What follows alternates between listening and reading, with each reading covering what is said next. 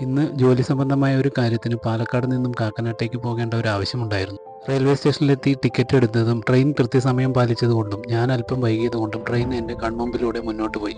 അങ്ങനെ അടുത്ത വണ്ടിക്കുള്ള കാത്തിരിപ്പായിരുന്നു പിന്നീട്. അങ്ങനെ അടുത്ത വണ്ടിയും വരുന്നത് കാത്തിരിക്കെ റെയിൽവേ പ്ലാറ്റ്ഫോം പുതിയൊരു തരം മെഷീൻ ഉപയോഗിച്ച് വൃത്തിയാക്കുന്ന ചേട്ടനെ കണ്ടു. കാത്തിരിക്കെ എറണാകുളത്തേക്കുള്ള അടുത്ത വണ്ടി കൃത്യസമയം പാലിച്ച് ട്രാക്കിലൂടെ മുന്നോട്ട് വന്നു. നമ്മുടെ നാട്ടിലെ ചൂടിനെക്കുറിച്ച് പ്രത്യേകം പറയേണ്ടതില്ലല്ലോ. യാത്രക്കാരെല്ലാം കയറിയെന്ന് ഉറപ്പാക്കിയതിന് ശേഷം ട്രെയിൻ മുന്നോട്ടെടുത്തു. രാവിലെ ഒന്നും കഴിക്കാത്തതുകൊണ്ട് നല്ല വിശപ്പുണ്ടായിരുന്നു. അതുകൊണ്ട് ഒറ്റപ്പാലത്തെത്തിയപ്പോൾ ഒരു ചായ വാങ്ങിക്കുടിച്ചു.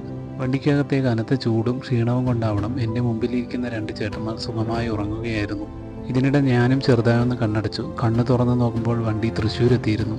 അങ്കമാലി കഴിഞ്ഞ് ഇടയ്ക്കൊന്ന് ട്രെയിനിൻ്റെ വാതിൽക്കൽ വന്ന് നിന്നപ്പോൾ നെടുമ്പാശ്ശേരി എയർപോർട്ടും ആലുവ എത്തുന്നതിന് മുമ്പ് ജലസമൃദ്ധമായി ഒഴുകുന്ന പെരിയാറും കണ്ടു.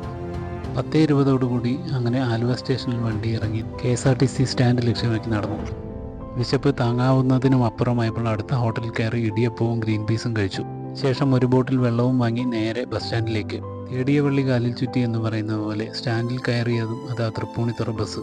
പിന്നെ രണ്ടാമതൊന്നും ആലോചിച്ചില്ല. ചാടിക്കയറി സീറ്റിലിരുന്ന് കാക്കനാട്ടേക്ക് ഒരു ടിക്കറ്റ് എടുത്തു.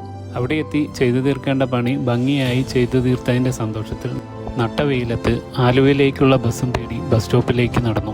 വീണ്ടും KSRTC തന്നെ കിട്ടി. ബസ്സിൽ വലിയ തിരക്കുണ്ടായിരുന്നില്ല. അങ്ങനെ കളമശ്ശേരി എത്തിയതും റോഡിന് നടുവിലെ പടുകൂറ്റൻ തൂണുകൾക്ക് മുകളിൽ മെട്രോ റെയിൽപാത നീണ്ടു കിടക്കുന്നത് കണ്ടു.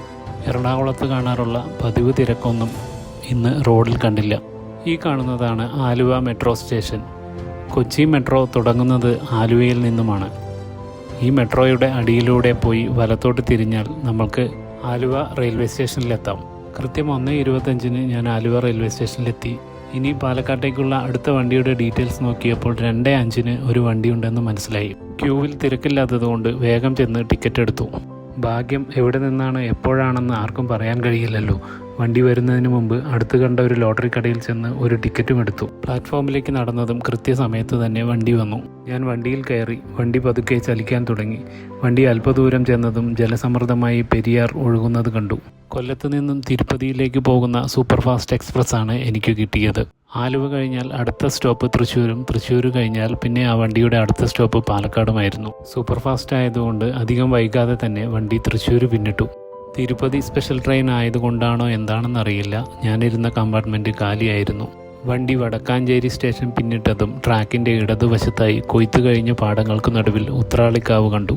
വീണ്ടും കുറച്ചുകൂടെ മുന്നോട്ട് പോയതും പടിഞ്ഞാറ് അസ്തമയ സൂര്യന് കീഴെ ഭാരതപ്പുഴ ഒഴുകുന്നത് കണ്ടു.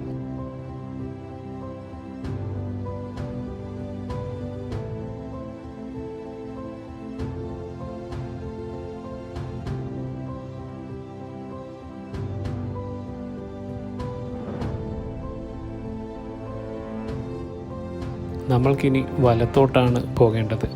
നേരെ ഇടത്തോട്ട് നീണ്ടു നിവർന്ന് കിടക്കുന്ന ട്രാക്കിലൂടെ പോയാൽ ഷൊർണൂർ, കോഴിക്കോട്, മംഗലാപുരം വഴി പോകാം. ഈ കാണുന്ന ട്രാക്ക് കോഴിക്കോട് ഭാഗത്ത് നിന്നും പാലക്കാട് ഭാഗത്തേക്ക് വരുന്ന വണ്ടികൾക്ക് പോകാനുള്ളതാണ്. ആ ട്രാക്കിൽ കയറിയാണ് ഇനി ഈ ട്രെയിൻ പാലക്കാട് ഭാഗത്തേക്ക് പോകുന്നത്.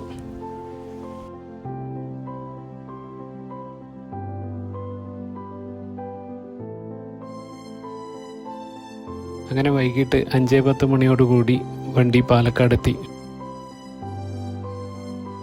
ട്രെയിനിറങ്ങി ഞാൻ നേരെ ചെന്നത് നമ്മുടെ ബൈക്ക് പാർക്ക് ചെയ്തിടത്തേക്കാണ്.